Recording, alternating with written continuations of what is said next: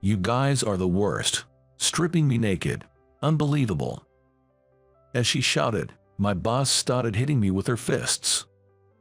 Her blows were so powerful, it was hard to believe she'd been out of breath just moments ago. Several of her pinches landed clean hits on my face, leaving me with bruises that would appear later on. All I did was help my boss when she fell, and this is the treatment I get. Some days later, I was called into the CEO's office, where the boss I had helped was waiting. Stripping a woman in such a place, you seem unaware of the gravity of your actions. It's unforgivable, both as a professional and as a person. Your time here is over, I'm afraid. As she scolded me, the door opened and Mr. Thompson, the CEO, walked in. "What's all this noise? I could hear it from outside. What are you so angry about?" This man took advantage of my unconscious state to humiliate me. "I see. Then, I'm afraid you'll have to take responsibility for your actions." From that day on, my life took a dramatic turn. As I was getting dressed for work in the morning, I could see dead leaves falling outside my window. Autumn is coming. That was quick. Looking down to put on my socks, I noticed the scar on the top of my right foot. Every time I see this scar, bitter memories from high school come flooding back. Would you consider dating me? Yeah, sure. My first love was in my freshman year of high school, a rather late start for a first love. On the first day in high school, during self-introductions in class, I fell for her at first sight. She was petite and pretty. She was my first love. Unable to bear seeing her talk to other boys, I had nothing but dating her on my mind and called her to the back gate of the school to confess my feelings to her. She readily agreed, and I was overjoyed, on cloud nine. But that happiness lasted only a week. "Maxwell, I'm sorry. I've been asked out by the senior. I've always liked him. I can go out with you after all." Every time I think back to those days, my foot scar aches. Even at 25, I still can erase the heartbreak from high school. It's no wonder I've been reluctant to date women up to this age. My first love became a trauma, and the fear of being dumped scares me. Apparently, a male-female duo of singers used to sing a song called "Islands in the Stream." Just like the theme of the song, where a loving couple sets out towards the stream, rowing together towards the future with the belief that everything will be okay. My parents nurtured their love in the same way, named me after the Old English term for grand stream as a testament to the love they found in each other. I'm a really pathetic guy who still drags around a broken heart from the distant past, even though my name is filled with the idea of believing in love without worrying about it. After putting on my socks and finishing my preparations, I leave for work. Swaying in the packed train, worrying about not to step on this woman's feet or not to bump other man with my elbow. I'm already tired by the time I arrive the office. Being worrying too much is in my nature, but it's disheartening to do this every day. Arriving at the office feeling drained. The company I work for is a fairly large travel agency. I chose this company not because I had a particular passion, but because I liked the phrase "a company built by all its employees" and joined following my seminar professor's recommendation. Morning, Max. Good morning, Max. At the office, I'm not called by my true name of Maxwell, but by the nickname, Max. My laid-back personality doesn't stand out much, but my rare name makes me memorable to new acquaintances, so I guess I benefit from my name in that regard. As I sat down at my desk, my colleagues, Alex and Ryan, came over. "Let's go to the diner for lunch today." The ever-cheerful Alex approaches me with a light-hearted tone from the morning. "I've got a packed lunch today, so I'll eat in the kitchen." Ryan, a firm guy, seems to have a lunch prepared by his girlfriend. "Man, a love-packed lunch, huh? You should ask your girlfriend to do that, too. She's not great at cooking, so it's better to eat out." Both of them have girlfriends. Sometimes I feel envious hearing about their girlfriends, but it has nothing to do with me. I have work to focus on. I always tell myself that to shake off my slight feeling of loneliness. Hey, Max, good morning. Hi, Tyler, good morning. Our manager, Tyler, is a kind and caring senior. Since I was a newcomer, I've been learning the ropes from him, and the three of us respect Tyler a lot. After greeting Tyler, I started preparing for my outside work. Generally, my job involves being outside, but when my foot is acting up, I'm allowed to do office work instead. Sometimes, I get severe pain in the area of my foot injury, and the persistent memory of high school might be partly due to this recurring pain. Only my colleagues Alex, Ryan, and Tyler know about my foot condition. Tyler, understanding my situation, assigns me to analyze customer information and support sales when I'm working indoors. One day, when my foot was particularly bad, I was desk-bound from the morning. Around 10 a.m., the branch manager from the headquarters, Sierra, came to our office. She often visits our branch for meetings with Tyler. Since most male employees are out, my presence in the office is quite noticeable. Whenever she's around, she tends to pick on me for one thing or another. If you're working indoors, you should propose some new travel plans. It's getting harder and harder these days to find people who wait for instructions and don't move unless their boss tells them to. Sierra is a beautiful woman but has a tough personality. For someone like me, who usually works under the kind Tyler, she's a difficult person to deal with.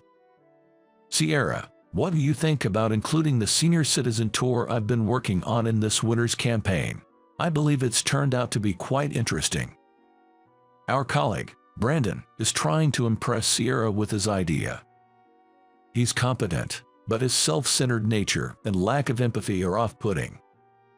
He seems to dislike that I work indoors instead of going outside work and often makes snide remarks about it. I've been busy with outside work, but I managed to come up with this plan in the little time I had. Could you consider it? It's clearly a dig at me. Sierra rebukes him to go thrift Tyler first, and Brandon looks disappointed. But it's admirable, coming up with new ideas while also doing outside work. You, doing indoor work, should take a leaf out of his book. Brandon smirks at me from the corner of his eye as Sierra speaks. I guess I'm just part of the laid-back generation. I mutter to myself, resigned, and go back to the work I'd been interrupted from. Man, it's been a while since the three of us went out like this. Ryan says cheerfully, looking out the window. Let's have a blast today. Come on, Max, take this. Ryan, driving, and Alex, in the passenger seat munching on fries, passes a shake he bought at a drive-thru restaurant to me in the back seat. As autumn deepens, the three of us were heading to a hot spring in the countryside, thinking of seeing the fall foliage. We exit the highway and follow the signs towards the hot springs. Our company offers a day-use plan as a welfare benefit. Once a month, we get a Sunday off to refresh ourselves. Using this, the three of us took a Monday off to go on a 2-day hot spring resort trip. As it's Sunday, we get caught in a traffic jam entering the hot spring town. Looking at the pedestrians, there seem to be many foreign tourists. There sure are a lot of foreigners at the resort. I should have learned foreign languages more. You can do it still.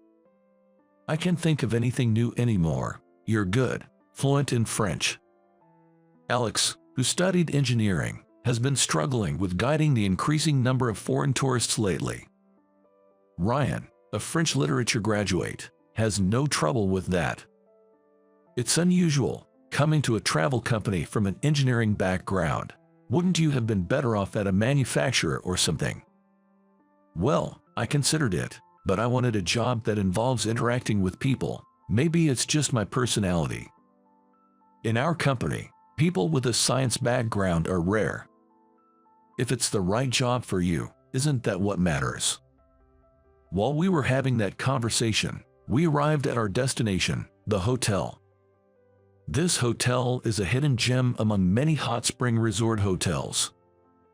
No matter which room you choose, the view from the window is picturesque and beautiful. The food is quite lavish for the price, and above all, the hot spring is exceptional. Soaking in the hot spring jacuzzi built along the riverbank, with maple leaves fluttering down and the babbling of the river, is truly soothing. Staying here on a Sunday is a privilege of working at a travel agency. We checked into our reserved room, peered out the window at the trees starting to show their autumn colors and the gently flowing river beneath them, then changed into our swimsuits and headed for the jacuzzi. Wow, this is great. It was still early, around 4 p.m., and there were no other guests around. Soaking in the whirlpool tub, we felt refreshed both physically and mentally. As we chatted with the sound of the river flow in the background, the conversation turned to their girlfriends. Ryan asked Alex about his plans. "Are you going to marry your girlfriend, Alex?" "I haven't thought about it much, but maybe when the time comes." "What about you? You're planning to get married soon, right?" "Maybe next year." "She's been urging me to hurry up." "Max, aren't you going to find a girlfriend?" There it was again. Whenever this topic comes up, I, who have no prospects, find myself at a loss. I'm fine for now. Work's keeping me busy. You're always such a workaholic. Having a girlfriend might give you even more motivation. Well, if the opportunity arises. I smoothly dodged Ryan's question and steered the conversation in another direction. But Sierra can be really hard. She's always picking on me, and it's really stressing me out. I don't think anyone would like her with that personality. Probably going to be single for life. As soon as Alex finished speaking, Ryan turned the conversation back to me. "She doesn't bother us like that, so maybe she's got a thing for you. You know, people say boys are mean to the girls they like, right?" "Cut it out. Even if she's attractive, her personality's not my type." "Oh yes, that's true." Alex agreed, and as our conversation grew lively, we didn't realize our voices had gotten louder until we heard a cough from afar, and Alex quickly covered his mouth. "Oops, someone's here."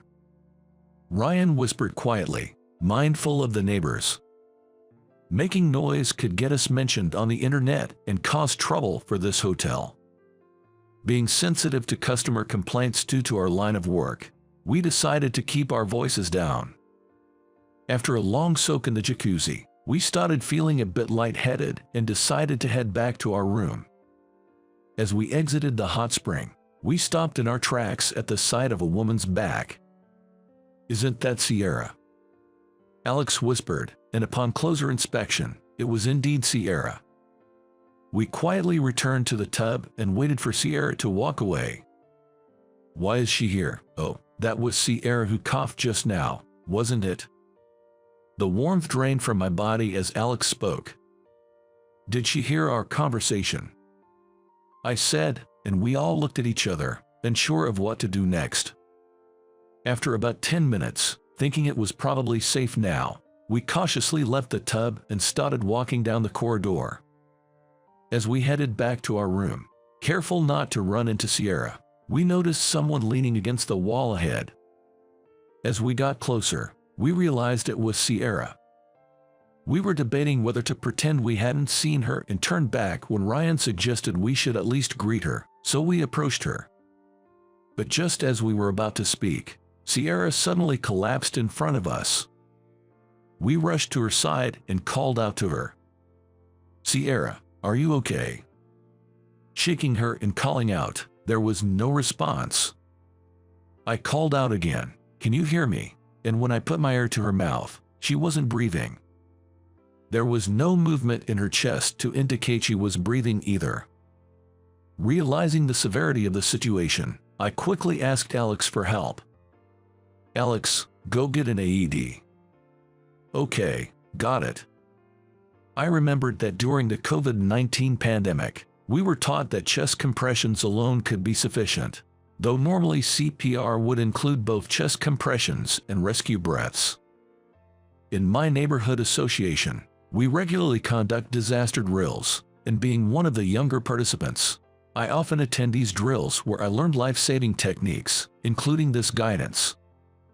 Ryan, please get something thin cloth and a dry towel. Also, call 911. Got it? After giving Ryan these instructions, I checked each step carefully before placing my hands on Sierra's chest to start chest compressions. Ryan returned first, so I placed the thin fabric he brought over Sierra's mouth and continued with the chest compressions. Are you sure it's okay to press that hard?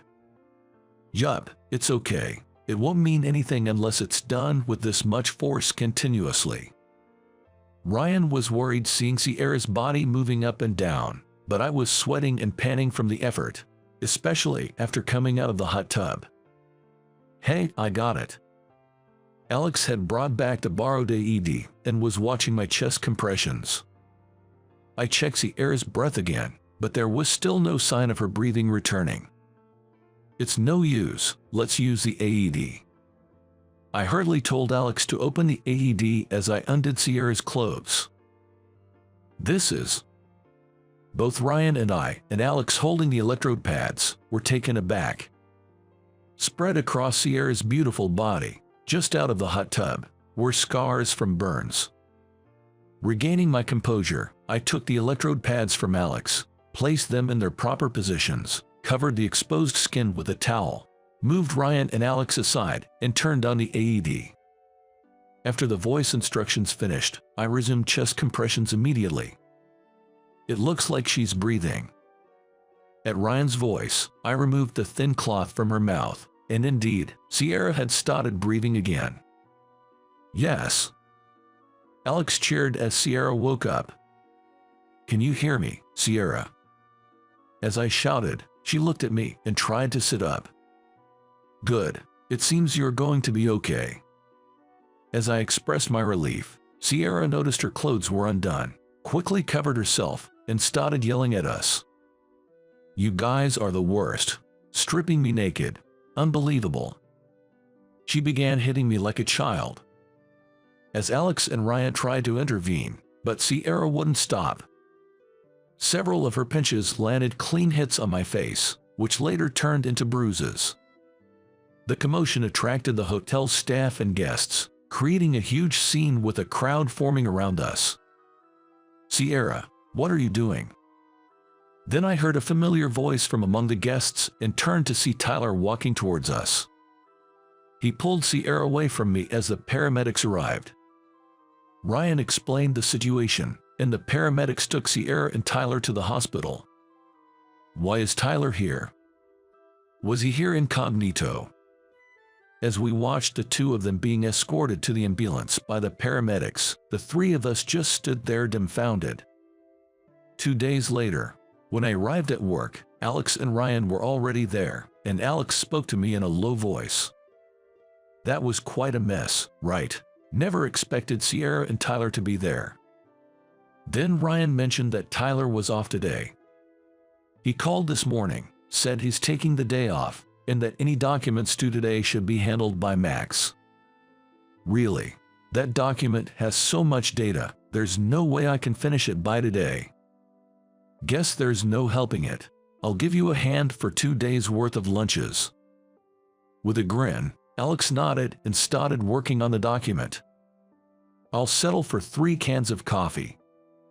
With that, Ryan also opened the shared folder and began working on a customer data compilation that Tyler had left unfinished. Always taking advantage of me. Despite my thoughts, I was grateful for their support. The next day, when I arrived at the office, there was a noticeable buzz. Dropping my bag at my desk, I noticed everyone looking at me. What? Did I do something? That's when Tyler instructed me to head to the headquarters immediately. It turns out, Mr. Thompson had called first thing in the morning, requesting my presence at the headquarters as soon as I arrived at work. What did you do? I haven't done anything. While whispering with Ryan, Tyler urged me to hurry up, and I quickly made my way to the headquarters. Upon arriving, a receptionist escorted me to the president's office. Opening the door, I was met with Sierra standing there with an angry expression. "Sierra, you're here too." Despite my greeting, she just ignored me and glared. After a while, she finally spoke up. "You're Maxwell, right? I had to call you here because you haven't come to apologize." Confused by her demand for an apology, I asked for clarification. "To think you're not even aware, stripping a woman in such a place. You don't seem to realize the gravity of what you've done. This is unforgivable, both as a professional and as a person. You're done, I'm afraid." "Are you talking about the incident at the hotel?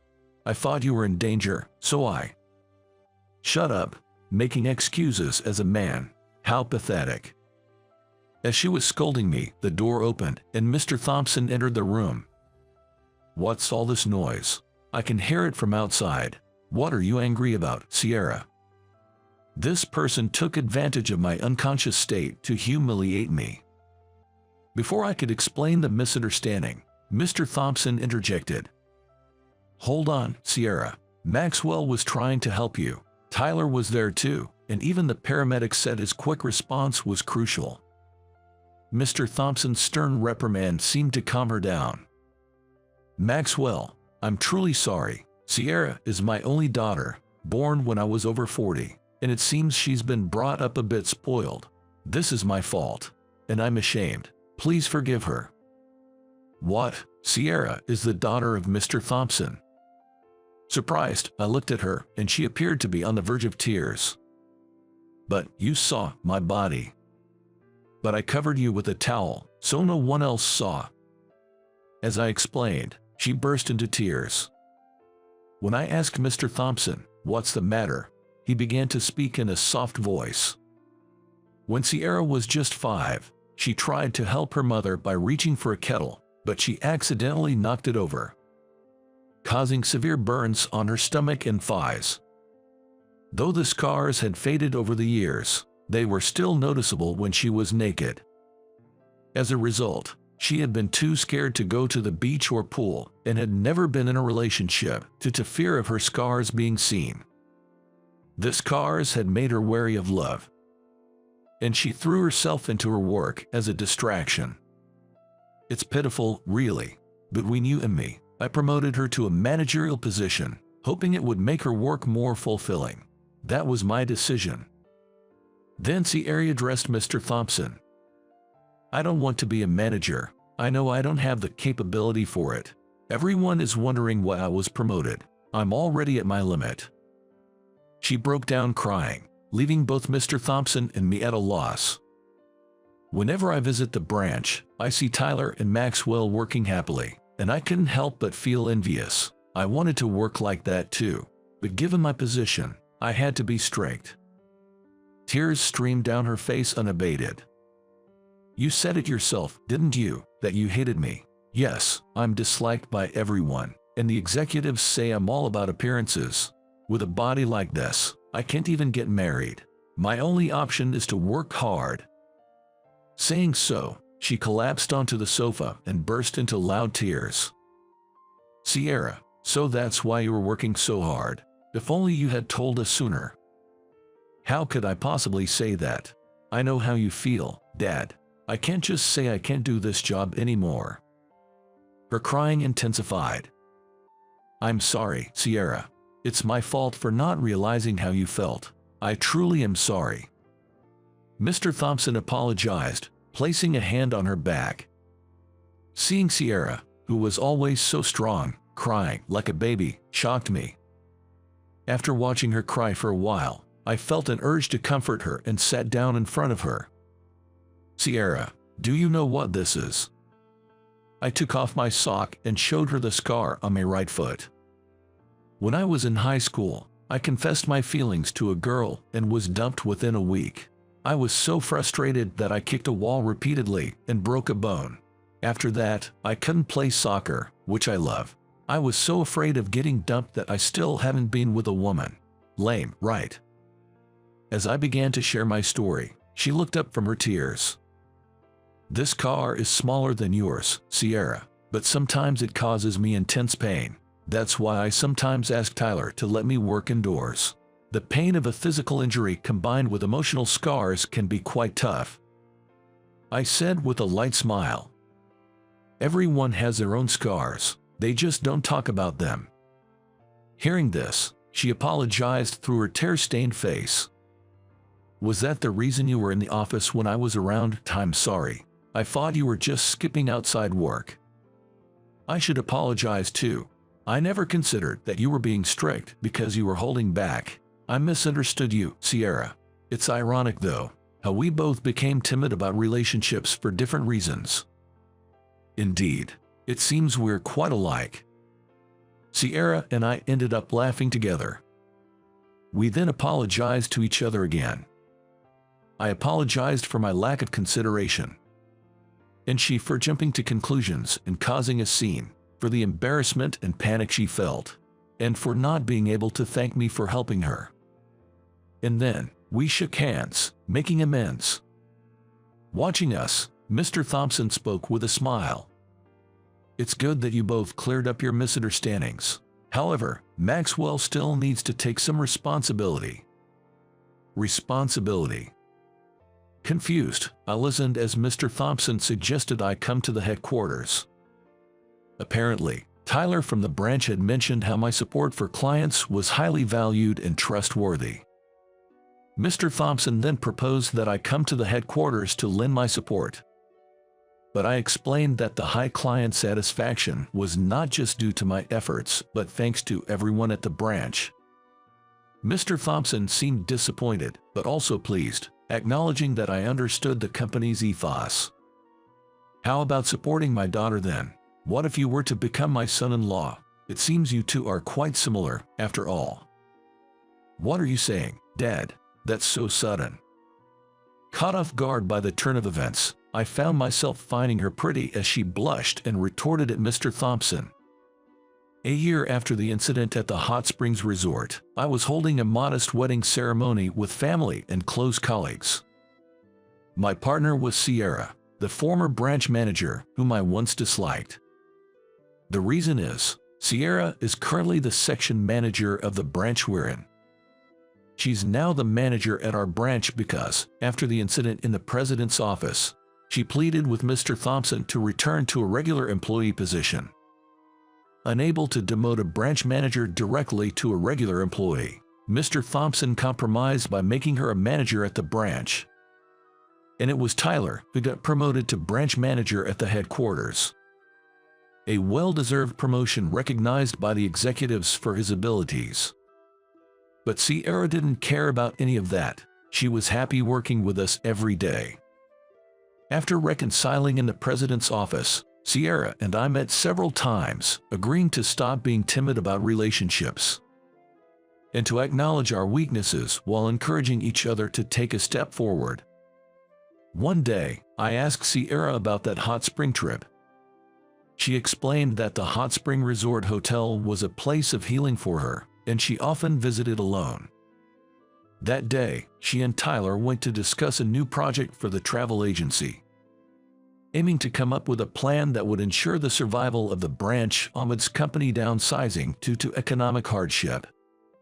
Tyler and Sierra have been childhood friends, and he's the only colleague she can vent her frustrations to. So it seems that she sometimes sneaks away to consult with Tyler instead of with other people. Even though I haven't asked, she keeps telling me that there's nothing going on between her and Tyler. Even when I say I understand, she keeps insisting. So when I hug her tightly, she finally quiets down. When we first started dating, there were days like that. And then we decided to live by supporting each other. To fulfill Sierra's wish of having the ceremony at the place that brought us together, and to do it in our 20s, we went to consult at that hotel that I helped Sierra. When the two of us apologized for what happened a year ago and expressed our wish to have our wedding there, the owner and the head chef were delighted to take it on. On the wedding day, during his speech, Ryan discusses how the trouble at this hotel has led us to where we are today. Me, usually unassuming, took calm command, and saved a life with the correct CPR technique. As a colleague and a friend, he respects me for being reliable when it matters most. And Sierra, who chose such a person, is truly a wonderful woman. But at first, he really hated Sierra. You know, life is full of surprises. Laughter erupts in the venue. Ryan, you didn't have to say that. As I glare at Ryan, Sierra pinches my leg and whispers, "Oh, you hated me, huh?" Sierra asks with a mischievous tone. "Well, not that I hated you, but more like you were difficult for me. But now, I love you." "Are you sure?" "Sure, I love you, Sierra." "It's embarrassing to say that here. Geez, you're silly." As we exchange these words, we realize the venue has gone completely silent. "Max, the mic is on, so everyone heard your conversation." Looking at the mic on the table, I see the switch is turned on. Uh-oh, this could work for our next project. Why not have your wedding at a memorable place? Sounds like a good plan, right? Sierra starts talking hurriedly, with a flushed face. Is this still about work? As Alex starts laughing, the whole venue is enveloped in laughter. Embarrassed, we look at each other's red faces, cherishing the happiness surrounded by our dear friends. A small stream of water seeping out of the mountains eventually becomes a river and finally paddles out to the ocean, while the water flows to enrich the mountains and create a beautiful green mountainous Sierra, giving birth to new life. Life goes on like that.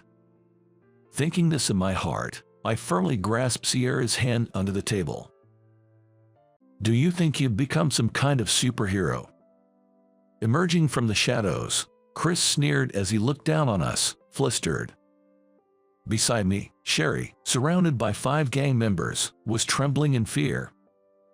The leader of gang encircling Sherry and me was Trevor. Breathing heavily, Trevor was loudly laying down the law. However, the moment he heard my name, Trevor suddenly changed his demeanor.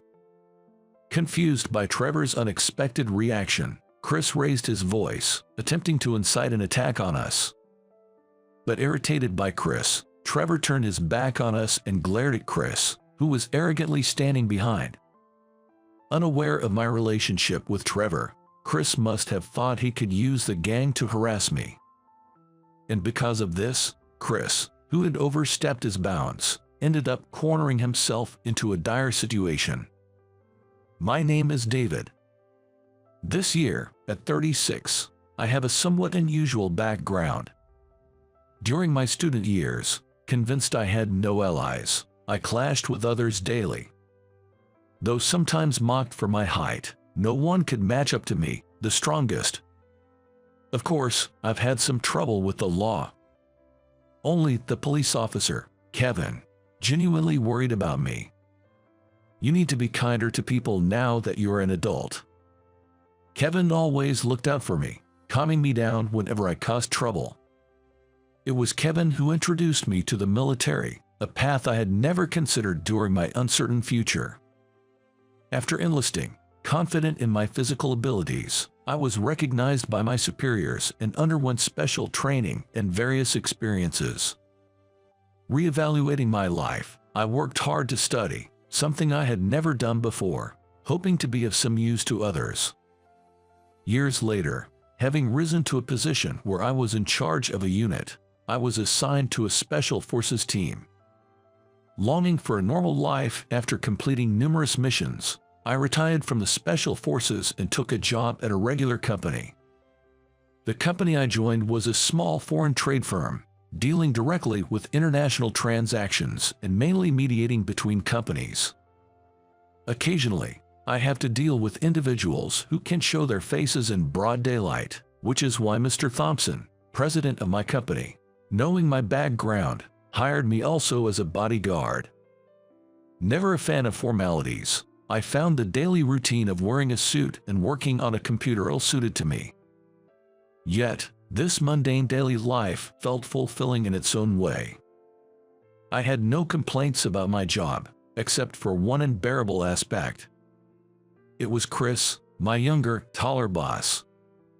Boasting about his prestigious university degree, he looked down on me as a high school graduate from the lower ranks.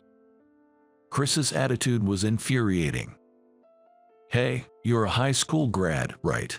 It's amazing you got into this company, and at your age, it must have been your first job, huh? Must have been living a worthless life until now, right?" Indeed, I am a high school graduate. But having served in the military and special forces, I pride myself on a rich life experience that is unmatched. Enduring Chris's endless and impressive college tales is an unbearable torment. Not going to college definitely means you've missed out on life, but I guess someone who's only experienced the bottom of the barrel like you can't even imagine that. I couldn't accept that such a worthless man was managing a team as a boss. Sherry, my direct supervisor and the senior manager, always laughed off Chris's pompous behavior and irritation towards me. "Don't worry about it. We just need to do our job." Feeling a familiar kindness in Sherry, I was surprised to find she was the daughter of my mentor, Kevin. While talking about Kevin, Chris, looking displeased, slammed my desk hard. "Having fun with my Sherry, even though you're just a high school grad. You are 10 years too early for that." An irritated Chris dumped a mountain of work on me and left. Then, Sherry looked at me worriedly. "Is this okay?" "It's a lot, but compared to the operations in the special forces, this is nothing. Handling paperwork is not a big deal." However, having spent over a decade in the isolated world of special forces, I lacked the manners and rules of a civilian. Without Sherry's support, I couldn't even properly set up meetings for outside sales. Sherry, though higher in position, is much younger in age. Her gestures of gently calming me, so obviously reminiscent of a parent-child relationship, felt nostalgically familiar. And every time Sherry joined me on outside visits, Chris would glare at me with jealous rage, grinding his teeth. It was obvious to anyone who saw it, Chris had set his sights on Sherry. Indeed, Sherry, with her beautiful looks and bright personality, was well regarded by the staff and an incredibly attractive woman. Sherry, uncomfortable with his advances, tried to keep her distance, but Chris, undeterred, would seize any opportunity to approach her and invite it. "Sherry, I found a great place. Let's go out for dinner, just the two of us tonight." Unable to bear it any longer, I grabbed Chris's hand as he attempted to touch a distressed Sherry. "Ouch, what are you doing? Can't you see Sherry is troubled? And lately, touching a woman without consent is a big issue, isn't it? Do you even know who you're talking to? Unlike bottom-ring employees like you, I'm a manager." Chris boasted arrogantly, as if his position as a manager justified his behavior. To me, it didn't matter what position he held. Sherry was the daughter of my mentor, and if she was in trouble, it was only right to help her. Chris tried to shake off my hand and landed a strong punch to my stomach, but such an attack hardly made an impact on my trained body. I feigned pain to appease him, and Chris sneered at me triumphantly. "Humph, I'll let it go for today. Just don't ever get in the way of me and Sherry." He left in a good mood that time. But to protect Sherry, I continued to interfere with Chris's tyranny time and again. Then, one day, I was suddenly summoned by the department head, Alex. It seemed Chris had been feeding Alex all sorts of stories. Although I couldn't agree with being reprimanded, I kept apologizing. Unlike Sherry, who came to console me after the lecture, Chris came to gloat. "After all, a useless person like you is just dead weight to the company. Just quit already." Causing trouble here would only burden Sherry and Mr. Thompson, who had hired me. As much as I wanted to retaliate, I had no choice but to let Chris's insults slide. However, as I continued to intervene to keep Chris away from Sherry, my desk began to pile up with work he dumped on me daily. The volume of work kept increasing over time, and soon I was buried in so much busy work that I couldn't even make the last train home, let alone leave on time. I'm making a useful employee out of a bottom rung like you. Be grateful. Sherry, worried about me, offered her help, but before we knew it, it was past midnight. Seeing the time, Sherry suddenly smiled at me. It's too late now, can't be helped. Let's grab some dinner and then take a taxi home. I couldn't refuse Sherry's invitation, nor could I let her go home alone. All right, as a thank you for helping me with the work, dinner's on me tonight. Sherry's childlike expression of joy, a stark contrast to her usual beauty, felt incredibly endearing. The pleasant time flew by quickly, and I left Sherry in front of the restaurant to look for a taxi on the main street. Just as a taxi pulled up, I heard Sherry scream. Rushing back, I found Sherry surrounded by 5 large men. What are you guys doing? We'll deal with the guy later. Miss, would you come with us? As I brushed off the man's hand that was grabbing Sherry, he glared at me with a demonic expression. Hey, who do you think you are? Don't you know me? I'm Trevor, the gang leader around here. The gang Trevor claimed to be a part of was one that Mr. Thompson had warned me about. And Trevor was their young leader. His large build and sharp eyes would make any ordinary person want to flee immediately. But no matter who the opponent was, I couldn't back down. It doesn't matter who you are. If you lay a hand on her, I won't hold back. Facing Trevor's ire, his fist flew towards me with resolve. I thought I could handle the attack, but it was tough to bear after several hits. Seizing a moment's gap, I grabbed Sherry's hand, attempting to escape from the situation. But there were 5 of them. They weren't going to let us escape that easily. Cut off from any escape, I was deflecting the attacks from Trevor and his gang when a familiar voice echoed from the shadows of a building. What are you doing? Hurry up and finish him off. Emerging from hiding was none other than Chris. Standing before us, Chris arrogantly started spouting selfish remarks. Hey, you think you're some kind of hero? You're no match for Trevor and his crew. Stay away from my Sherry. Chris, convinced of his absolute superiority, looked down on me with a smug grin. Facing 5 opponents, I had no way out, and even I couldn't protect Sherry under these circumstances. Sherry, paralyzed with fear, trembled and couldn't move. In this dire situation, I racked my brain for a solution but came up empty, falling right into Chris's trap. However, upon closer inspection, Trevor's face looked familiar. Wondering if it could be him, I introduced myself. Could you be Trevor? I am Trevor. What do you mean by could you be? Do you think you'll be allowed to act like that? Irritated by my words, Trevor frowned and glared at me condescendingly. Do you recognize me? I'm David. Right after I introduced myself, Trevor's eyes widened and his face turned pale.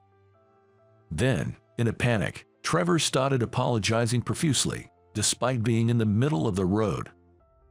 Wait, you're David. I'm terribly sorry for my ignorance and disrespect. Hey, you all apologize too, now. Shaken by Trevor's sudden erratic behavior, the rest of the group hastily apologized to me.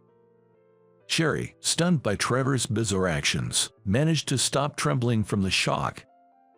And above Chris's astonished face floated numerous question marks. David, what on earth are you? Dumbfounded by Trevor's repeated apologies, Sherry looked back and forth between me and Trevor. Losing patience with Trevor and his crew's inexplicable fear, Chris started yelling and berating them. Trevor, what are you doing? Hurry up and teach this guy a lesson. Shut up. Do you even know who this man is? David here used to lead the gang that ran this area, and I owe him a lot. Someone like you has no right to speak lightly of him. Before meeting Kevin, I used to vent my frustrations and cause trouble, and that's when I met Trevor.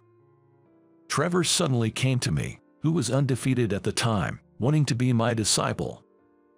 Initially reluctant, I eventually started taking care of Trevor, who would always follow me around. This odd relationship with Trevor somewhat changed something in me. I never expected to reunite in such a manner. Trevor kept apologizing to me. Confused by Trevor's turnabout, Chris still ordered them to attack me and Sherry. Who cares about the past? You said you'd listen to me, so do it now. Despite Chris's harsh words, Trevor defiantly glared back at him. Unable to comprehend Trevor's actions, Chris looked flustered, absent-mindedly scratching his head. Suddenly stopping, he pulled something from his jacket's inner pocket. Holding something shiny and sharp, Chris screamed and lunged at me. Easily dodging Chris's attack, I grabbed his hand and knocked the dangerous object to the ground. What are you even doing? Stay away from my Sherry. Trevor, you're useless to me. Enraged and turning red, Chris hurled insults at Trevor and his crew. But Trevor and his crew remained unfazed by Chris's words. Letting go of his arm, Chris stumbled and fell to the ground. Getting up while grimacing, Chris glared at me fiercely. Remember this, you'll pay for defying me, the manager. Looking around in panic, Chris continued to loudly insult me and Trevor's crew. Then, holding his arm in pain, he fled the scene. Sherry, having witnessed everything, looked at me with a face that couldn't hide her astonishment. I didn't want Sherry to know, but in this situation, I had no choice but to explain. Taking a deep breath, I slowly shared my past with Sherry. Truth be told, I didn't always live a life I could be proud of in the past. It was during such times that I met your father. As I shared the story of how I met Kevin, Sherry's face lit up with understanding and relief. Confused by her unexpected reaction, Sherry began to speak with a joyful smile. So it was you. I heard stories from my father, and I'm glad to see you're just as kind and straightforward as I imagined. It seems Sherry had heard about me directly from Kevin himself. Despite the trouble I had caused, learning that Kevin had spoken fondly of me made me feel somewhat bashful. As Sherry and I shared this indescribable moment, Trevor approached apologetically. David, I truly apologize for today. You've become a fine adult, different from before. I'm impressed all over again. Trevor's subordinates, confused by his reaction, kept their distance, watching the situation unfold. They must be wary of me, now a mysterious figure to whom Trevor has apologized. David, let me make it up to you by driving you home, and please, miss, join us as well. Gratefully accepting Trevor's offer, I got into the car he guided us to.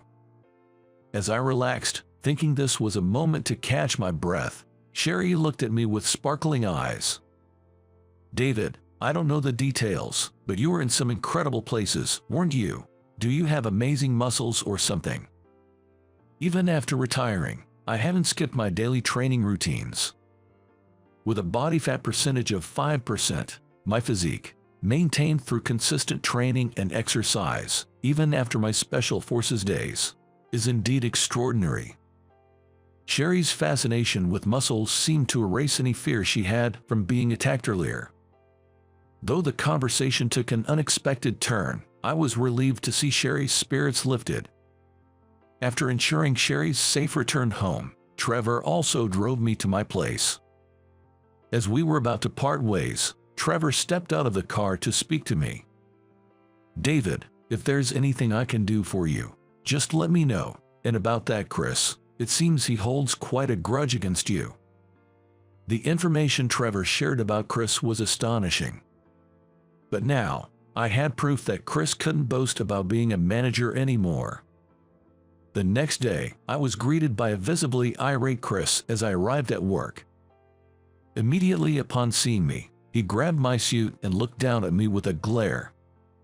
Chris began to boast about his past, as if trying to intimidate me. Yesterday was just a mistake, right? I mean, I was part of a bad gang back in high school. There's no way I'd be scared of someone like you.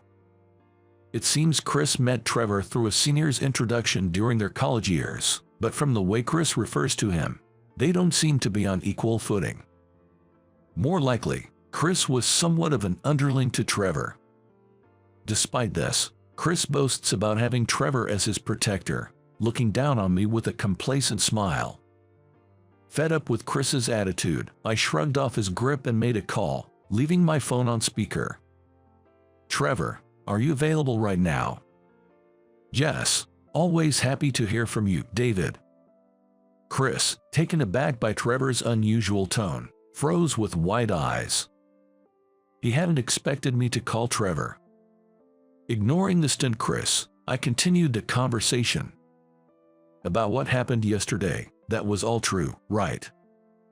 "Yes, Chris was the one who paid us to attack you and your friends.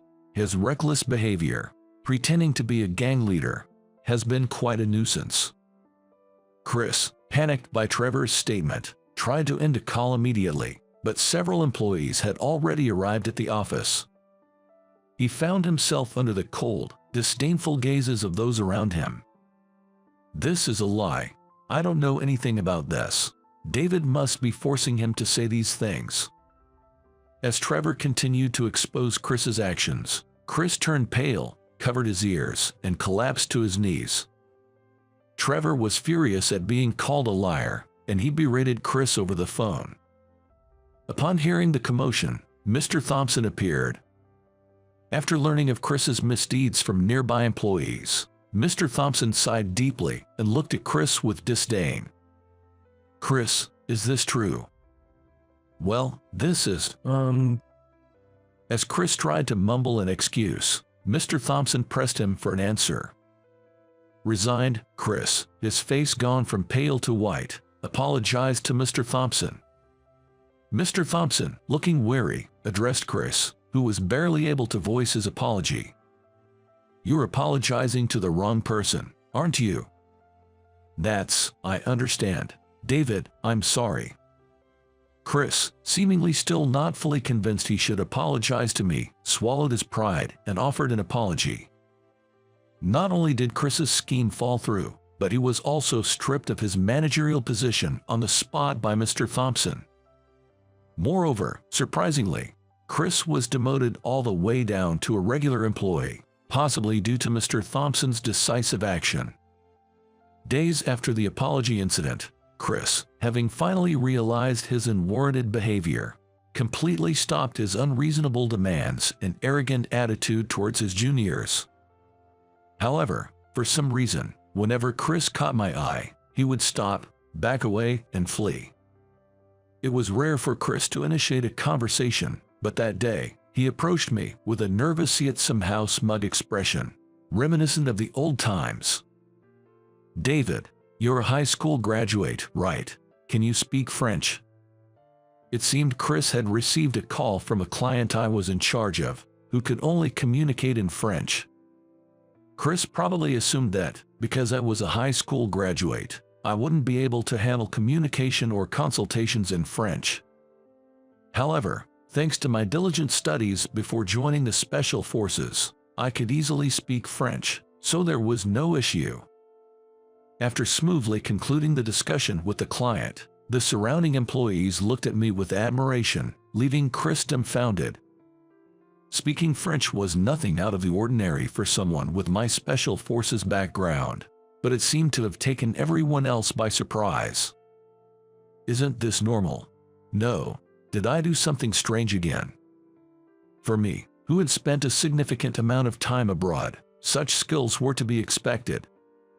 Apparently, Chris, who had always boasted about his education and acted superior, was known among the employees as an incompetent college graduate due to his lack of French proficiency. Indeed, Chris's attempt at speaking French over the phone was barely coherent. I managed to understand only that he desperately wanted me to take over the call. As my reputation significantly improved, Chris, once a manager and a college graduate, was now labeled useless, drawing disappointed looks. Employees who had once been looked down upon by Chris now chuckled at his complete loss of dignity. Humiliated, Chris returned to his desk, holding his head in his hands. From then on, cases requiring French communication were almost always directed to me. Although it happened occasionally, Chris would revert to his arrogant behavior towards juniors only when I wasn't around. However, no employee would listen to the commands of the inept former manager who couldn't speak French, and not a single person entertained Chris's demands or unreasonable requests anymore. One day, upon returning from an external visit, I caught Chris unsuccessfully hitting on a new female employee. This isn't what it looks like," she insisted, and I had no choice. "It's not my fault." Chris's excuses sounded nothing more than childish whining. Deeming his words unworthy of response, I whispered to him, "I'm still in touch with Trevor. That's why there haven't been any recent troubles with that group. Trevor and his subordinates have been keeping an eye on you, Chris." Chris collapsed on the spot, shaking slightly as he stared off into the distance, all strength drained from his body. Afterward, Chris stopped his arrogant behavior and occasionally was even seen praising others. He must have changed his heart and reformed his ways. Still, he continues to glance my way, gauging my reactions.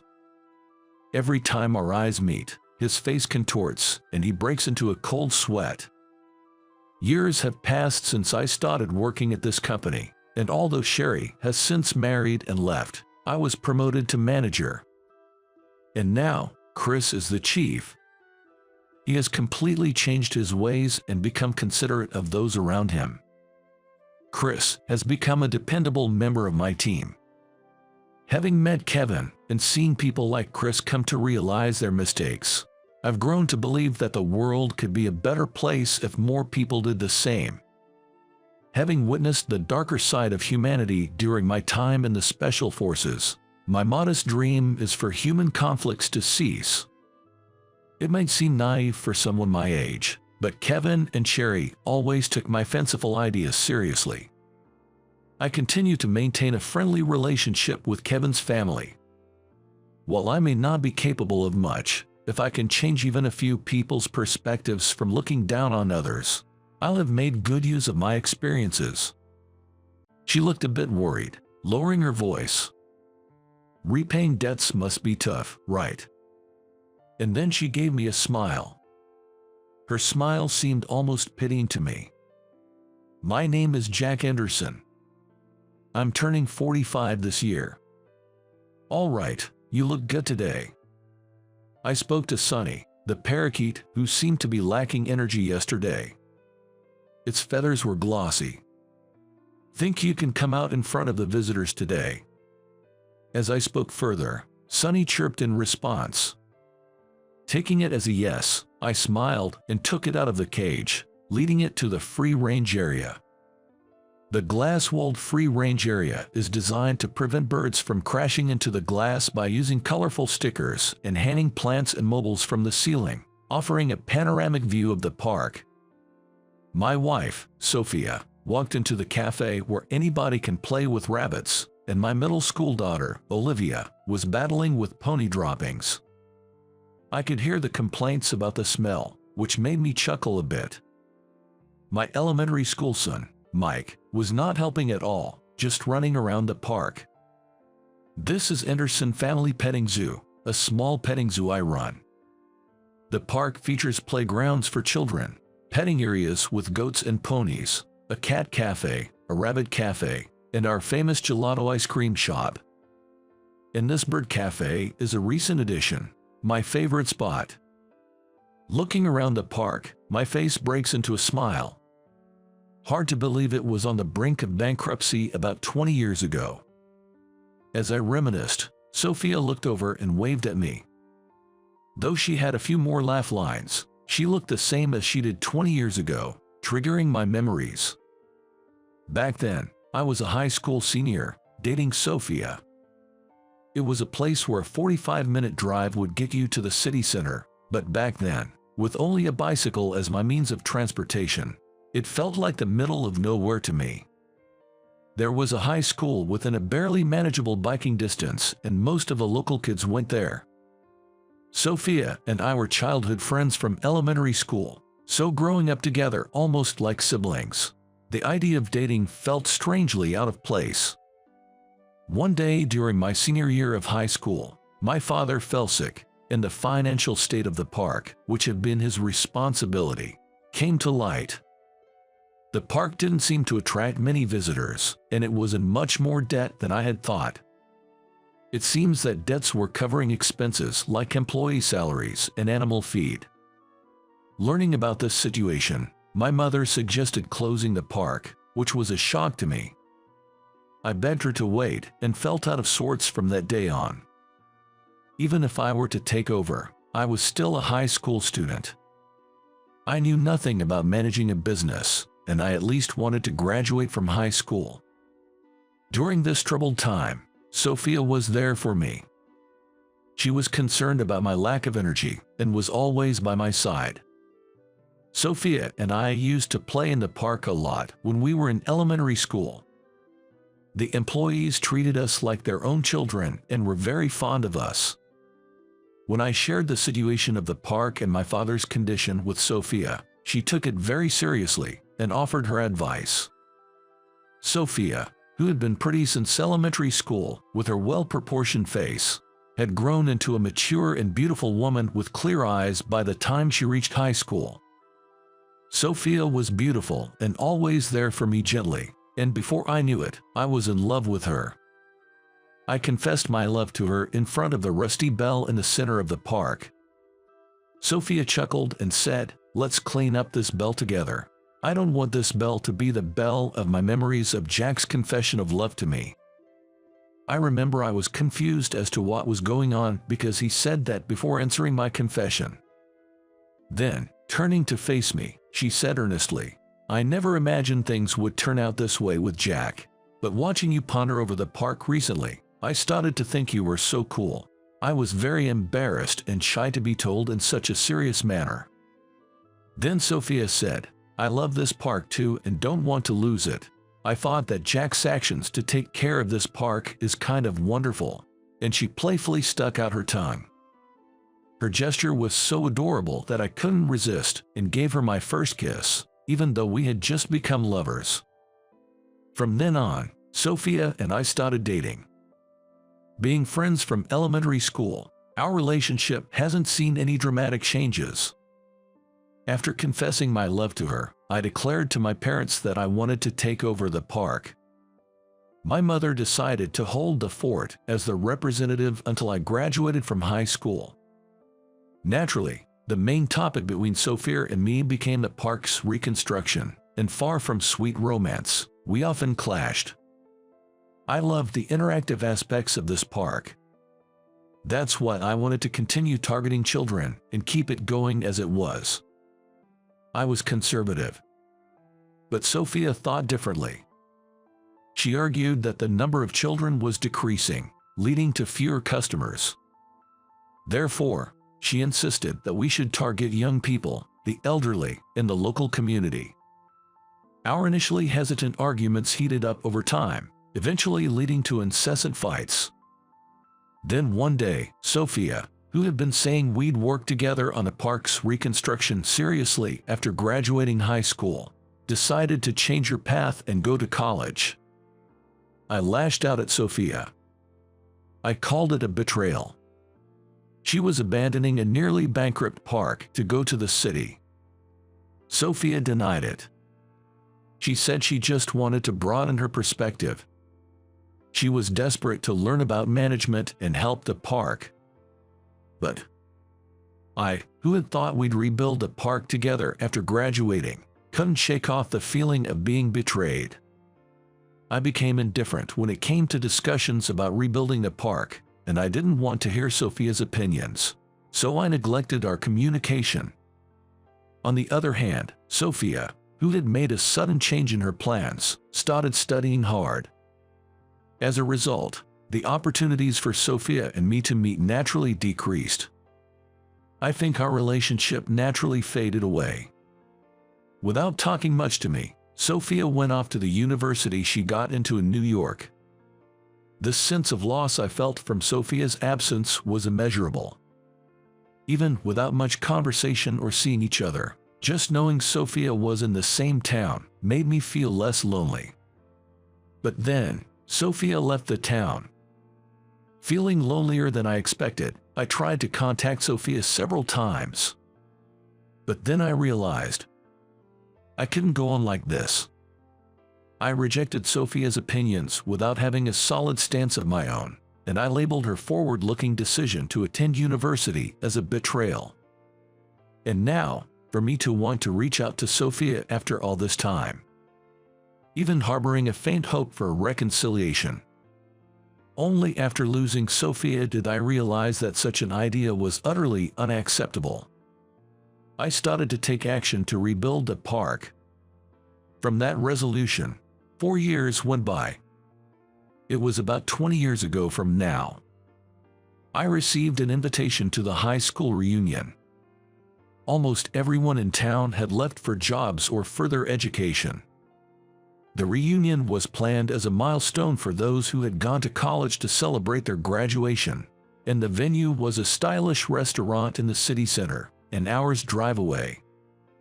Usually surrounded by animals and older employees, I rarely ventured into the city, and it's very rare for me to enter such a stylish restaurant.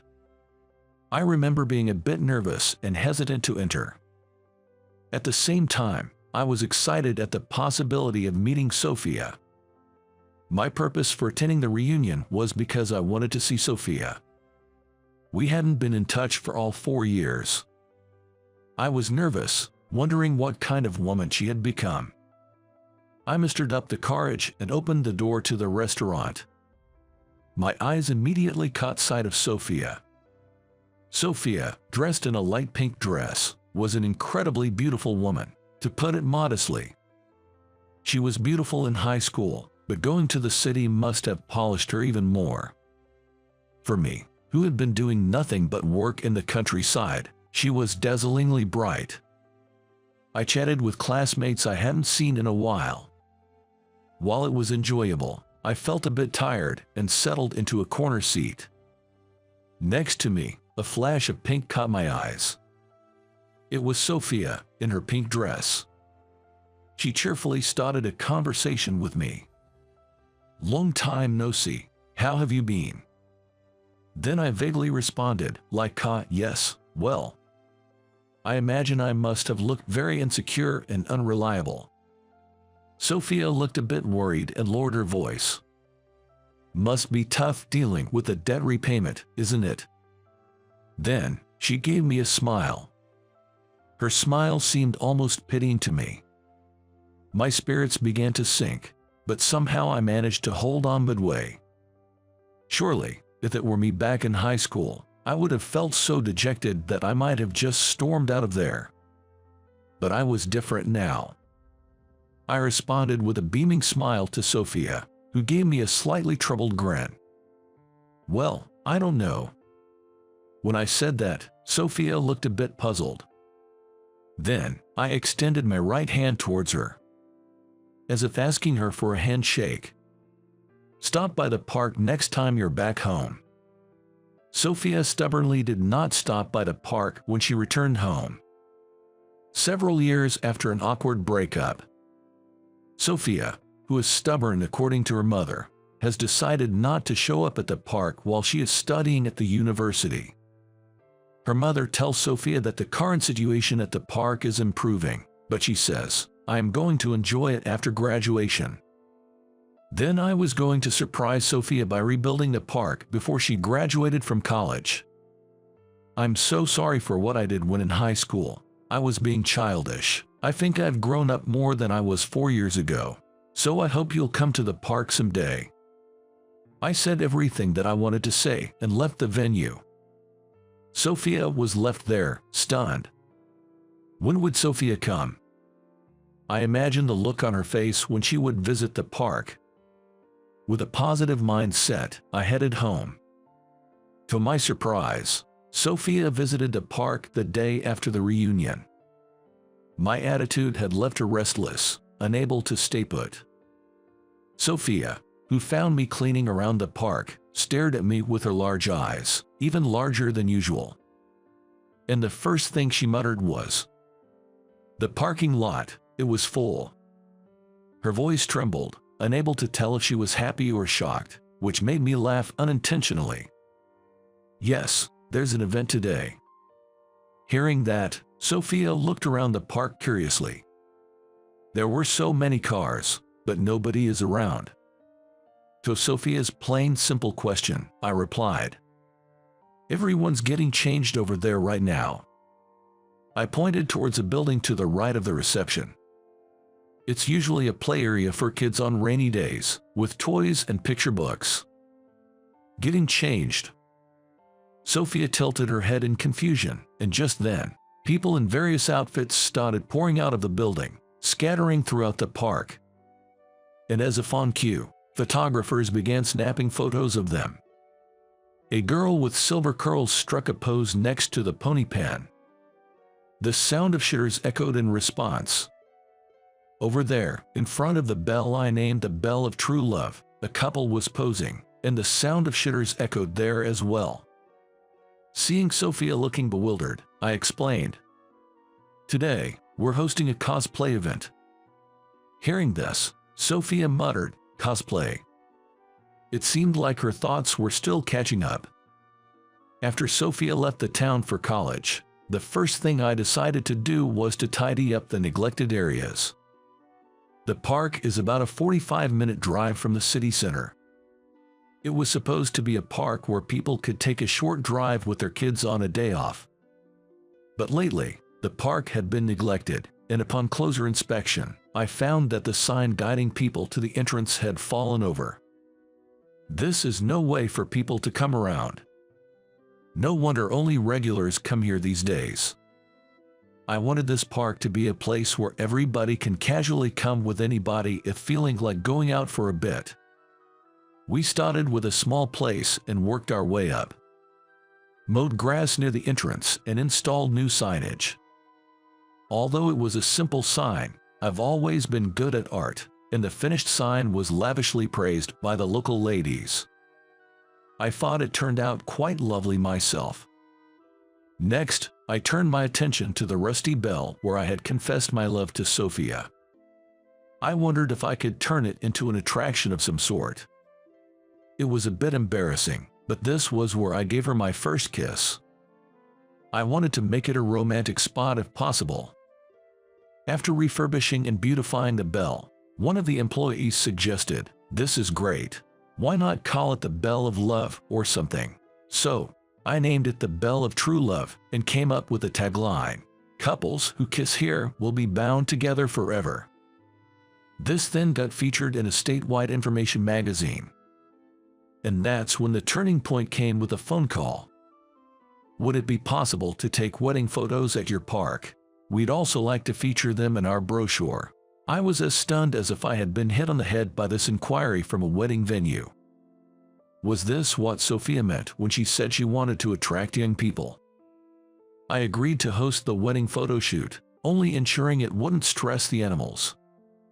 Then the venue and I worked together to increase the number of photo spots. The brochure exposure had a tremendous effect, and I actively pursued various photo events afterward. We even started hosting school entrance ceremony photo shoots. Come to think of it, I had my photo taken at the park for milestones during my childhood. It was always a place where people wanted to take commemorative photos. Gradually, as the number of visitors increased, we could see the end of the debt my father had accrued, and there was more financial leeway for employee salaries and the care of the animals.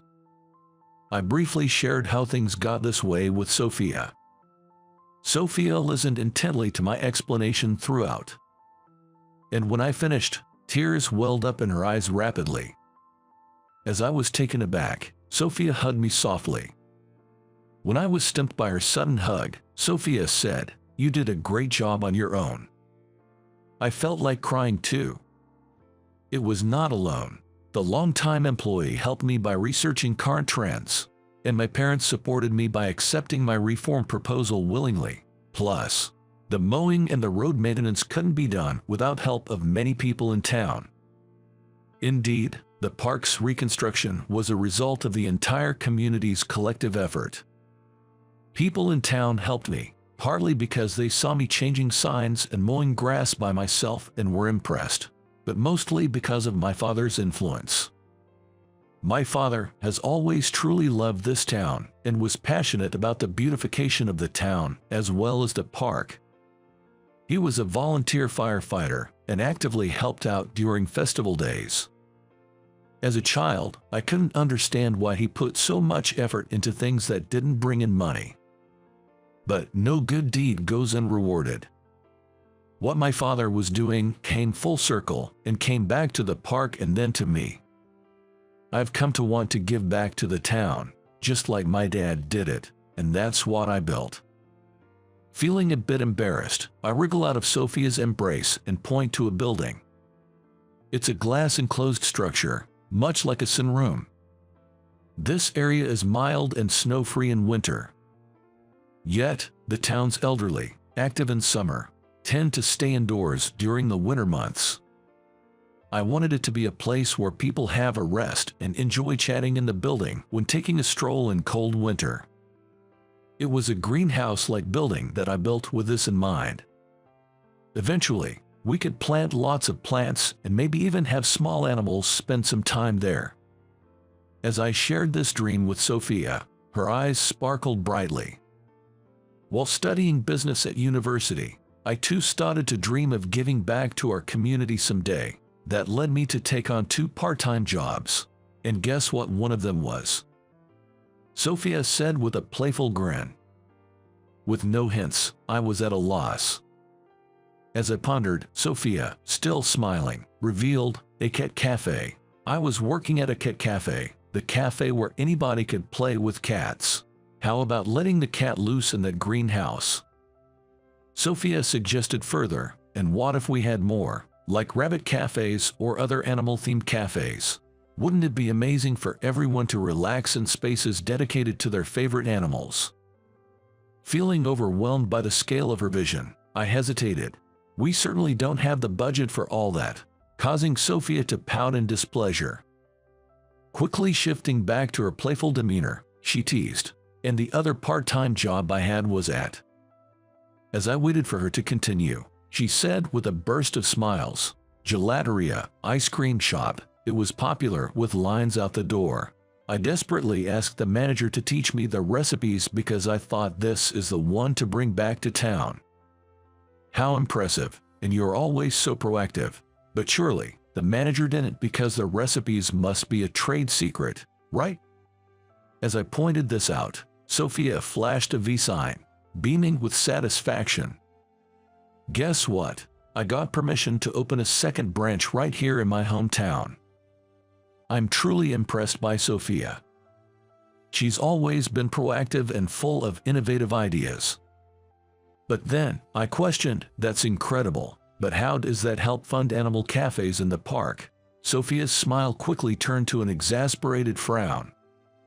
What? You're so slow. Let's open the second branch here in the park. I rolled my eyes even more at the idea. We'll have a fireplace to make it enjoyable even in winter, as same as in summer. A fireplace right in the middle of the eat-in area. Isn't that wonderful? It seems Sophia's idea of opening gelato shop is already well developed. Oh wait, you mean? As I pondered, Sophia gazed at me with a hopeful look. Sophia, are you coming back here? Sophia furrowed her brows again as I spoke. I told you I'd come back. I just went to study for 4 years for the sake of our town, she said. Seeing Sophia sulk, I pressed on. You're coming back to the park too, right? She nodded quietly.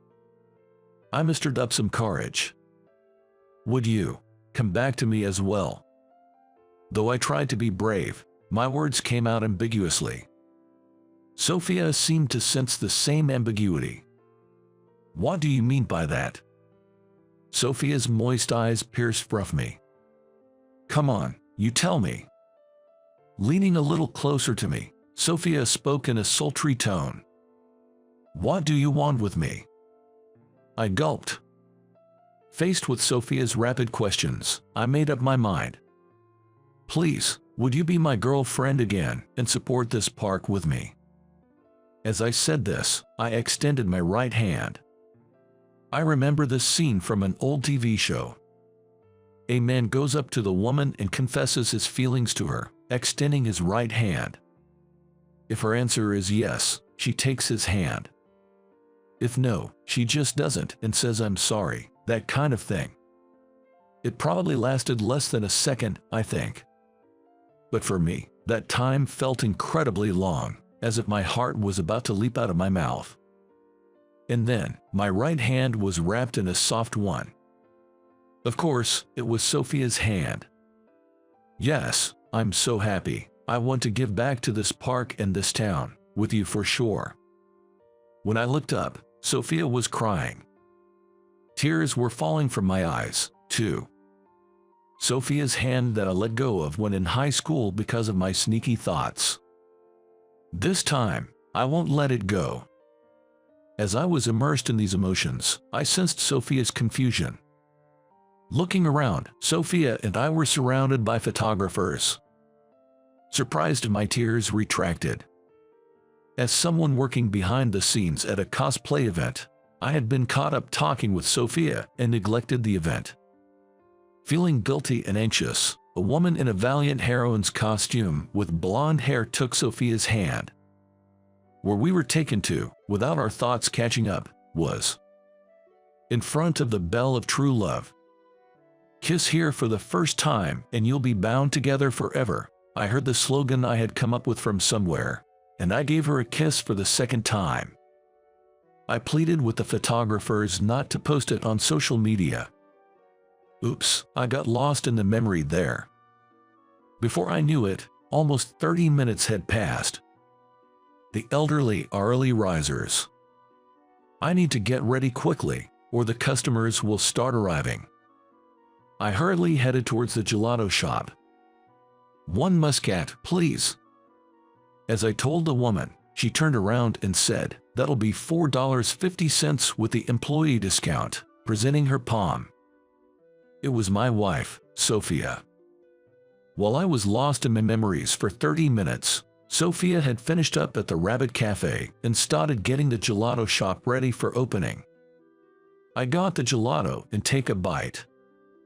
The cold sensation and the rich sweetness of the muscat burst in my mouth.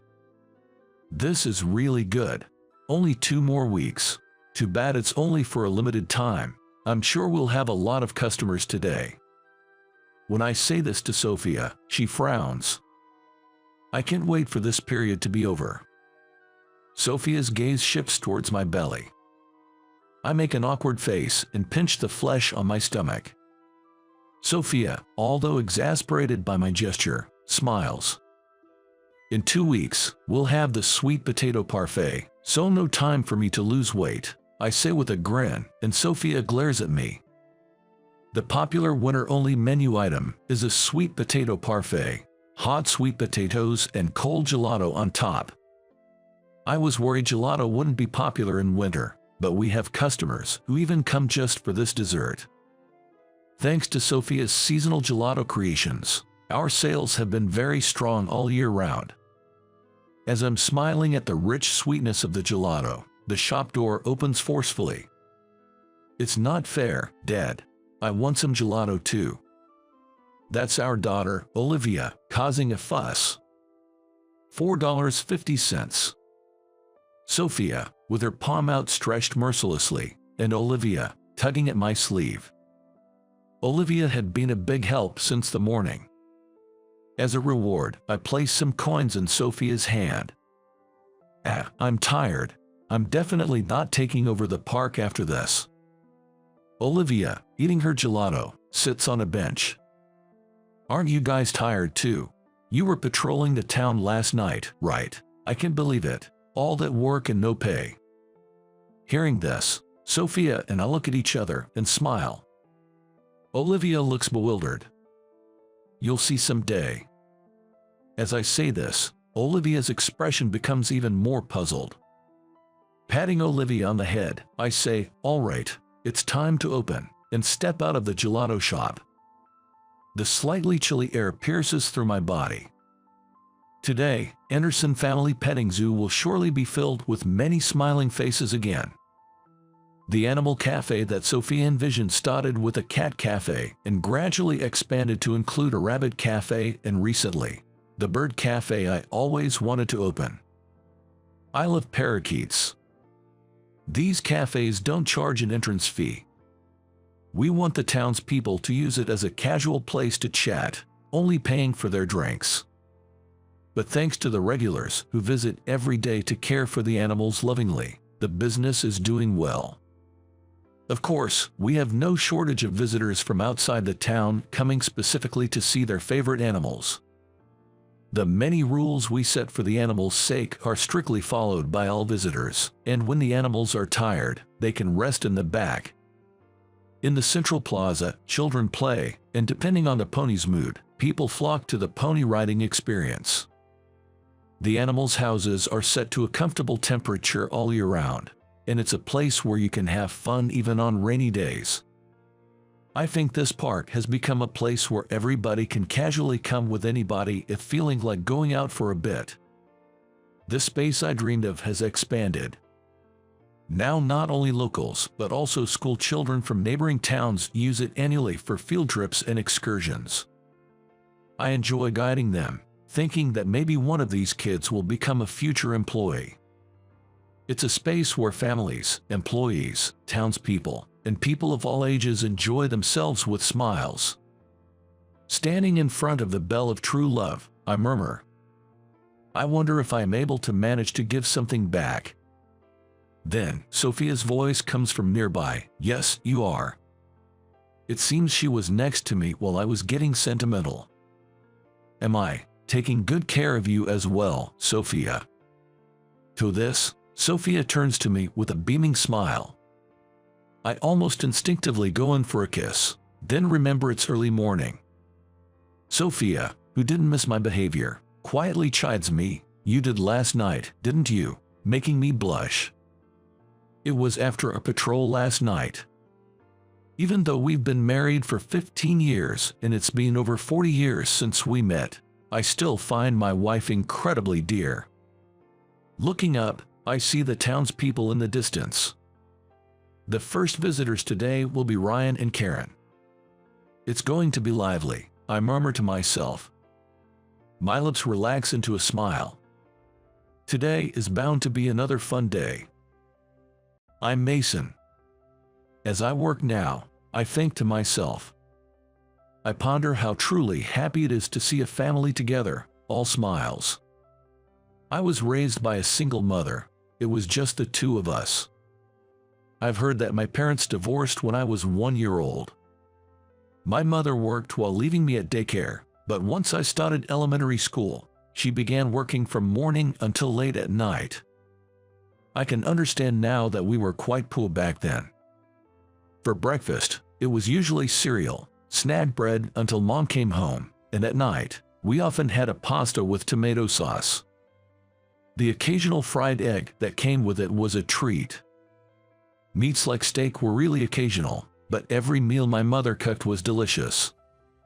Even though she would come home late, around 10 p.m., I was always home alone until then. It's unthinkable now, but that was just the everyday norm back then. I still remember my mom's apologetic face saying, "I'm sorry we can't be together more." I always played alone. I was going back and forth between the parking lot of my apartment building, the grassy area next to it, and a small park a little further down the street. My clothes were a worn-out t-shirt. Maybe because I looked timid and was quiet, I didn't make friends.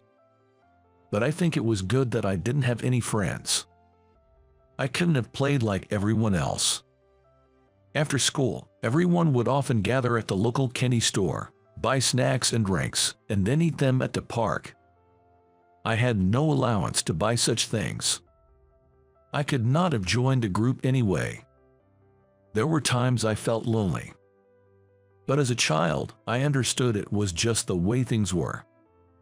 Being alone was normal for me, but as I got a bit older in elementary school, my world expanded, and I had a special encounter.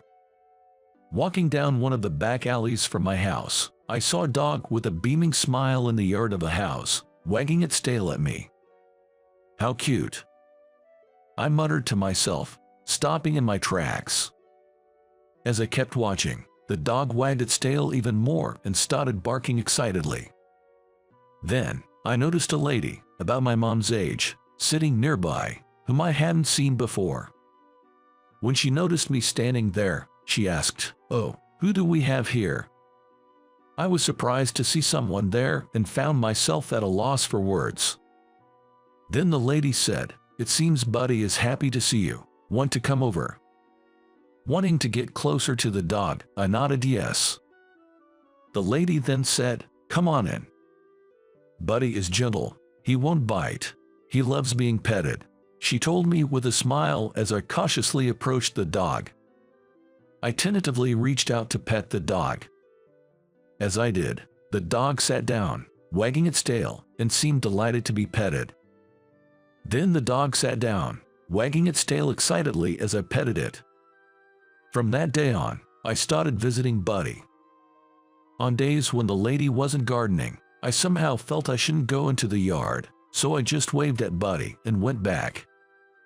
Buddy always barked happily when he saw me, letting me pet him as much as I wanted. I loved that gentle Buddy. "You're kind to animals, aren't you? Buddy always looks so happy when you come," the lady told me, making me smile. As I was petting Buddy, the lady exclaimed, "Oh, I bought something new today," and rushed inside the house. She came back with something in a plastic bag and asked, "Mason, do you want to give Buddy a treat?" I nodded, took the treat from her, and gave it to Buddy. "Lucky you, Buddy, getting treats. When I was in daycare, I missed snack time," I said to Buddy as he happily munched on his treat. I was just voicing my thoughts at the time. But now I understand. Perhaps the lady sensed something then. That's it. I'm good at baking cookies. I'm planning to make some tomorrow, so if you'd like, come over, Mason. Let's eat them with Buddy," she offered. The next day, eager with anticipation, I ran to the lady's house as soon as school ended. "I've been waiting for you." I was greeted by the smiling faces of the lady and Buddy. On a small table in the garden, there were lots of cookies in different shapes. "Here, these are your cookies, Mason," she said, and Buddy whimpered, looking eager. "Oh, Buddy's treats are over here. Let's all eat together." The lady had also prepared homemade apple juice. "They look so yummy, thank you." At the moment I tried a star-shaped cookie, a wave of sweetness flooded my mouth. "This is delicious. It's the first time I've had such tasty cookies," I exclaimed cheerfully. The lady smiled, saying, "I'm glad you like them," but tears were streaming down her face. Surprised, I asked, "What's wrong?" but she just shook her head, wiping her tears. A bit later, the lady said, "I'm sorry for crying," and explained why she had been crying. She once had a child who had passed away as a baby. If the child had been alive, he would have been about my age. Just thinking about it made her cry, she explained. "There's been a lot of sadness in your life, too," I managed to say. "I've had my share of sadness, too, but I want to live happily with my mom someday. I'll grow up fast and work to support her because she's working so hard right now. I want to earn a lot of money when I got a job. I'm wondering how I can do that." I found myself saying what I was thinking, probably because she told me what was on her mind.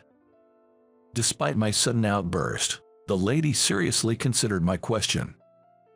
"Well, until you grow up, the best thing you can do is study hard. By doing that, when you get older, you'll have a lot of job options to choose from. From there, you can find a job that pays well. But remember, it's important to find a job you love. That's crucial," she advised. From that day on, I worked hard at my studies. When I faced a difficult problem at homework, the lady always helped me. I would peek into her garden every day, and if she was there, I'd drop by. For me, who had no friends, Spending time with the lady and buddy was a great joy, but that warm time didn't last forever. One night, while studying at home and waiting for my mom, the phone rang. The calls I usually get at night are only from my mom saying, "I'm on my way home," but that day, the call came earlier than usual. Curious, I answered the phone. It was from a woman I didn't know. After confirming my name, she said, "Stay home, I'll be there soon," and hung up before I could reply. Soon after, the woman from the call arrived. She worked with my mom. But what she said next left me in disbelief.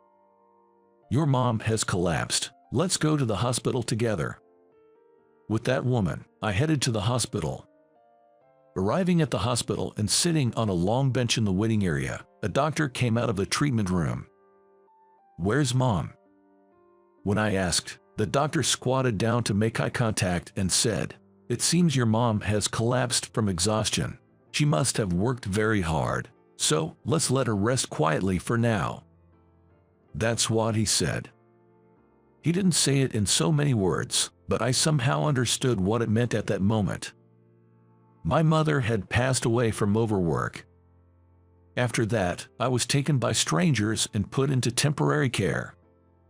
A few days later, people claiming to be my grandparents appeared. They were strangers to me because I had never met them before. I don't know how they were contacted, but it seemed there had been some estrangement between them and my mom. "We are your mom's parents. Let's live together at our place from now on." The person claiming to be my grandfather said this with a bright smile. Though I was scared to suddenly live with strangers, I, who understood nothing, could only nod in agreement. After my mother's funeral, the day to move came. My grandparents and I were moving boxes into the car. "It's time to say goodbye to this place." That's when I suddenly remembered the lady and buddy. I have to say goodbye properly. "Grandpa, please wait, just a moment." I ran as fast as I could to the lady's house, gasping for breath. "Hello, I'm here," I shouted as loudly as I ever had. The lady was inside but came out in a hurry when she heard my shouting. I told her about my mother's passing and that I had to go live with my grandparents now. "Take care." Crying, I petted Buddy's head one last time. Buddy licked my tears, and the lady cried with me. The lady kept rubbing my back, repeating, "Stay strong, be well," over and over. After saying goodbye to the lady and Buddy, I went to live with my grandparents. The journey to my grandparents' house felt incredibly long, but it was actually about an hour's drive from where we had lived. From then on, I lived with my grandparents, who were incredibly kind, and never once did I see them angry. They bought me toys and games, ensuring I lived a life without want. However, the shock of losing my mother and the difficulty in adjusting to a new school made me withdraw for a while. I spent most of my time shut in my room, but one day my grandmother brought me cookies in a box that she had received from a neighbor. Eating the cookies with my grandmother reminded me of the cookies the lady used to bake. Can I make cookies too? With that thought, I used my allowance from my grandmother to buy cookie ingredients. From that day, I began baking sweets. My grandparents were relieved to see me enjoying baking and let me do as I wished. I progressed through middle and high school, and then went on to vocational school. My grandparents were always there to support me. Fully aware that my education wasn't free, I studied hard and graduated top of my class from vocational school. After graduation, I started working at a cake shop, gaining experience as a pastry chef. After working for several years, my grandparents passed away. For many years, I was alone until I formed a bond with Lily, who was 11 years younger and worked at the shop, leading to our marriage. Despite our age difference, which often surprises people, she's very mature and a wonderful wife. With my marriage as a turning point and having always wanted to own my shop, I decided to become independent. It's a small shop, but I opened a pastry shop with a cafe. This shop, started by my wife and me, has a special focus. When I chose the location for the shop, by chance, which is placed on a street with kindergartens and nurseries. Initially, I planned to open a regular pastry shop, but choosing that location sparked a new inspiration in me. Let's make sweets that even kids find delicious. It's not uncommon for young children to have allergies to eggs or milk. Therefore, in addition to making regular cakes, I also created cakes and cookies without using eggs or milk. The items we sell include strawberry sponge cakes, chocolate cakes, tarts, roll cakes, and cookies. The selection is limited and simple, but having egg-free and milk-free options quickly spread by word of mouth, and we became known as a delicious cake shop where children could also enjoy treats. Many parents and their children stop by after picking up their kids from kindergarten or nursery. On occasion, we are requested to provide birthday cakes that do not contain eggs or milk. As a little service, we also have individually wrapped cookies at the register for kids to pick and take home with them. I'm glad we set up shop here. The bright smiles of the children always give me energy. Having my own shop, a family to protect, and living a normal life was something I could never have imagined back then. Reflecting on those times, I couldn't have pictured this, but I want to cherish the happiness I feel now as I live each day. One day, my mother-in-law asked me for a favor. On a day when the shop was closed, she wanted help cleaning up her childhood home, which had been left untouched for many years. Since her parents had passed away, the house had been left as is, but now, she planned to sell the land. Before handing it over to the real estate agent, she wanted to clean up the inside of the house. On a day when both our days off coincided, the three of us went to her childhood home. But there, something astonishing happened. I found myself stopping in my tracks in front of the garden. The familiar garden, a lone doghouse, and as I matched it with my memories, I found myself inside the house. On a small shelf, there was a photo of a dog and the name Buddy. I might have been here when I was a kid, I muttered. When I murmured that, both of them tilted their heads and went, huh? That's when I shared my past experiences. After hearing the whole story, she, with her hand over her mouth, said, "That story is true, isn't it?" "No way," I couldn't believe it, and started recalling her memories. Turns out, my mother-in-law was a kind lady from my childhood. She is currently a preschool principal, and it seems that her decision to pursue this career was influenced by me. Back then, the lady didn't have children, but after I was taken in by my grandparents, she became pregnant. During her parenting years, she often thought of me. Originally a child care worker, she always wondered if there was something she could do for children like me. So, when her child-rearing days calmed down, she built a small-scale children's center on the land she inherited from her parents, offering not just daycare but also support for families in need. "Because I met you, I'm now a principal," she said. "If that's the case," I said, and then I told her. "The reason I run a pastry shop today is all because of the homemade cookies you gave me. Being able to chase my dream and marry Lily is all thanks to your kindness. Thanks to you, I became a decent man." Hearing this, both Lily and her mother burst into laughter, perhaps finding it funny that I called myself decent. I had no idea that I had met her a long time ago. "But how come neither of you recognized each other?" Lily asked, puzzled. Immediately, she responded, "Well, it was a story from over 30 years ago, but really, it's strange. Even though you got married and lived so close, I never realized. We both changed too much to recognize each other, and we all laughed together at the absurdity." One day, with a serious expression, my wife said, "I have something to discuss with you." Curious, I asked what was on her mind. "I've been thinking if there's something I can do too." She shared her thoughts. Hearing about how her mother and I met, Lily wanted to do something for the community and the children as well. She had volunteered during her student days and had always wanted to contribute in some way when she could. She proposed an idea, suggesting we work on it together if it wouldn't be too much trouble. I agreed to her proposal. A few times a year, holidays and our shop's regular days off coincide. We decided to start a family baking workshop during these days. Since the shop was too small, we used the children's center. The plan involves enjoying the decoration of cakes and cookies without using any fire. I want to continue innovating within our capabilities, but I also plan to keep going as we have been. My wife and I share this sentiment. Here's to seeing even more sparkling smiles from parents and children in the future.